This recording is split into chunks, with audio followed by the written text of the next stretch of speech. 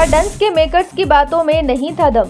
दर्शकों को क्यों दी झूठी उम्मीदें? ट्रेंडिंग स्टार खेसारी लाल यादव की फिल्म डंस को लेकर एक अलग ही सस्पेंस जारी है। जहां टीजर ने आते ही अच्छा खासा धमाल मचाया था, तो वहीं दर्शकों को इंतजार था फिल्म के ट्रेलर के लॉन्च होने का। जी हां, फिल्म के ट्रेलर को तो रिलीज होना था मकर संक्रांति के मौके पर, लेकिन अफसोस मेकर्स ने फिल्म के बीच झूठा वादा कर दिया। जी हां, जिस तरीके से मेकर्स का कहना था कि मकर संक्रांति के मौके पर यानी कि 14 जनवरी को ट्रेलर लॉन्च करेंगे, ऐसा कुछ नहीं हुआ। हालांकि फैंस का इंतजार जो है वो खराब चला गया।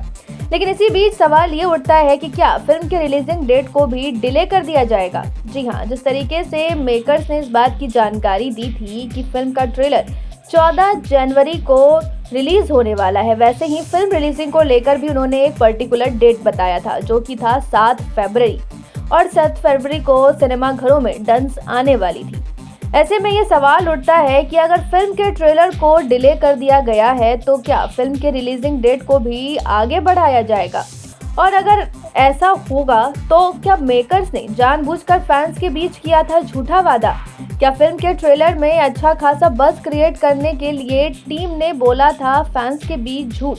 वैसे पीछे की कहानी जो भी हो, लेकिन जिस तरीके से फैंस फिल्म के ट्रेलर का इंतजार कर रहे थे, उसे देखकर तो हम कुछ ऐसा ही कहेंगे। फैंस को बेसब्री से इंतजार था 14 तारीख को ट्रेलर के रिलीज होने का, लेकिन अफसोस ट्रेलर तो रिलीज हुआ नहीं, मगर फैंस की नाराजगी जो थी वो सोशल मीडिया पर साफ तौर पर देखने को मिली थी, क्योंकि फैंस ने जाकर अच्छा खासा सवाल मेकर से पूछ लिया कि आखिर फिल्म का ट्रेलर लॉन्च क्यों नहीं हुआ।